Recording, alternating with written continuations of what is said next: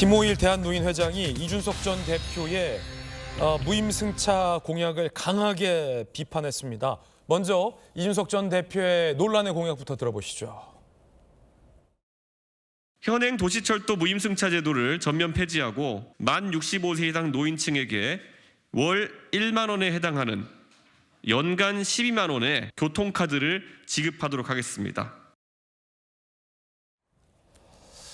일정 연령 이상의 어르신들에게 제공되는 이른바 지하철 무임승차 제도를 전면 폐지하겠다. 그리고 한 달에 10,000원 줄 테니 그걸로 타라라는 공약을 발표한 겁니다.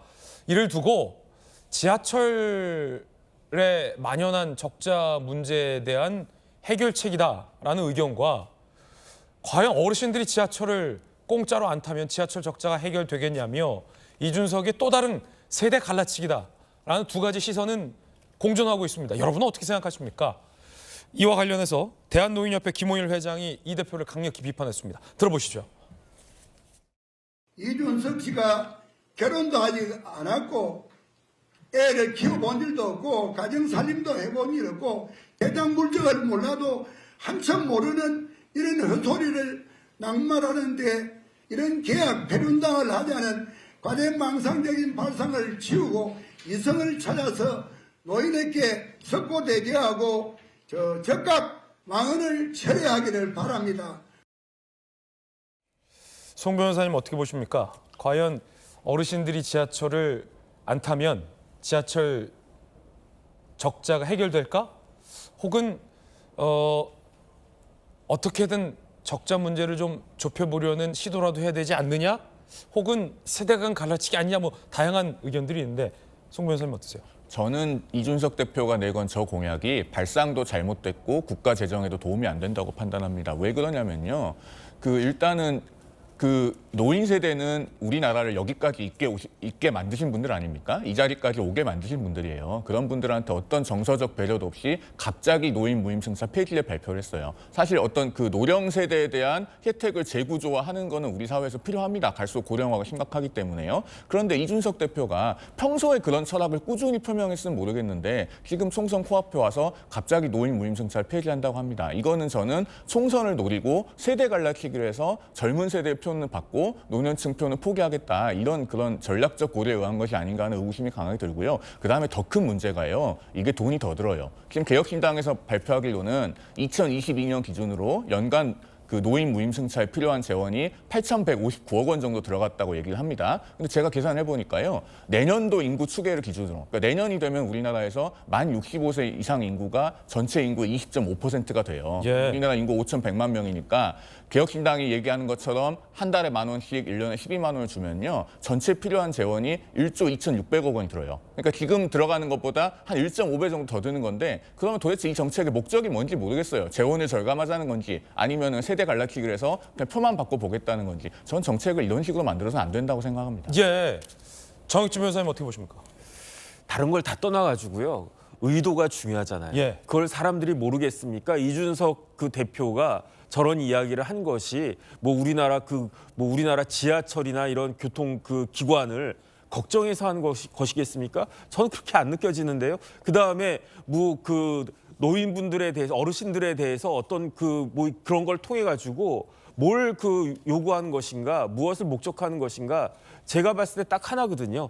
젊은 층들의 지지를 공고하게 해가지고 어차피 어르신들 표는 내 표가 아니다라고 생각을 하고 내 표 집토끼를 갖다가 확실하게 해서 그걸 통해 가지고 비례대표든 뭐든 통해 가지고 내가 어떻게든 국회의원 한번 되어보겠다 이런 것이 아닌가 저는 그런 의심이 강하게 들어가지고 그래서 정책적인 수단 조금 전에 이제 송 변호사님이 잘 분석도 해주셨지만은 그런 것들을 갖다가 객관적으로 이러이러한 지표가 있기 때문에 그렇게 따라서 이렇게 하는 것이 좋겠다 이런 게 아니고 막무가내로 저렇게 이야기하는 것이 과연 얼마나 많은 사람들에게 공감을 받을 수 있을 것인지 전 좀 의문이 된다 싶습니다. 예, 과연 세대 간 갈라치기는 목적이 있었는지 없었는지는 알 수 없겠으나 그런 비슷한 현상들은 벌써 나오는 것 같습니다.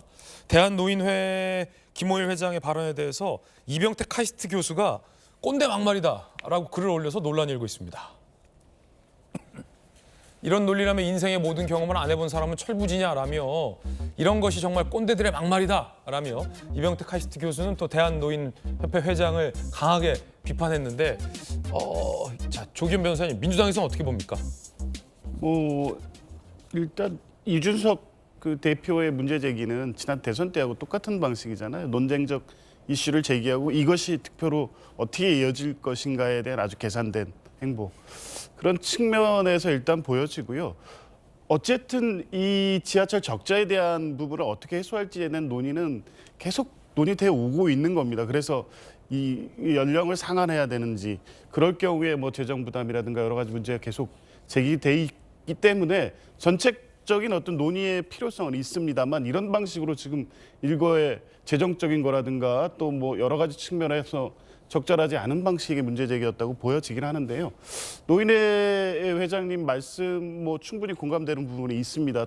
전체 우리 저 어르신들을 대변하는 입장에서 하실 수 있는데 이제 말씀의 어떤 표현 때문에 좀 과한 부분이 있으시잖아요.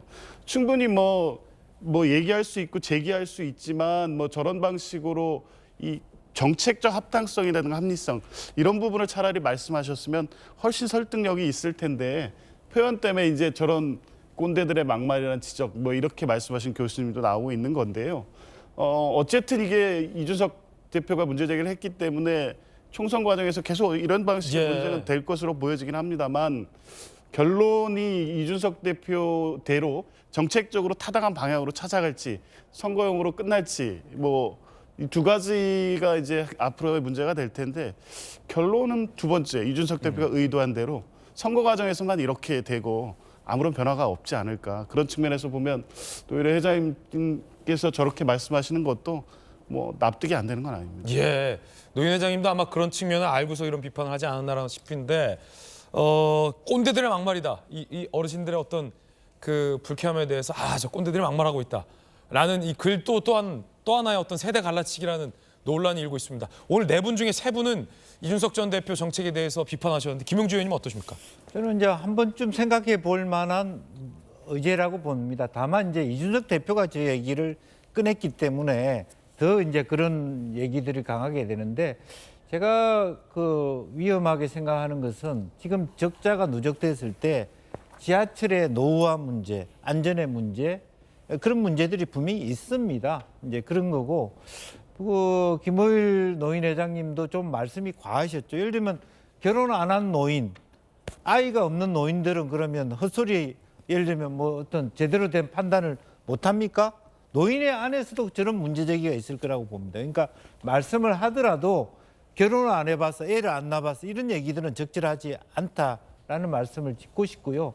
실제로 어느 순간에 이 문제는 실질적으로 한 번쯤은 다루고 넘어가야 될 과제다. 그러나 이렇게 막 총선을 한두 달 앞세워서 이렇게 갑자기 문제 제기하는 것은 좀 방법론에 있어서 문제가 되고 22대 국회에서 한 번쯤 논의해 봤으면 좋겠다는 생각입니다. 예.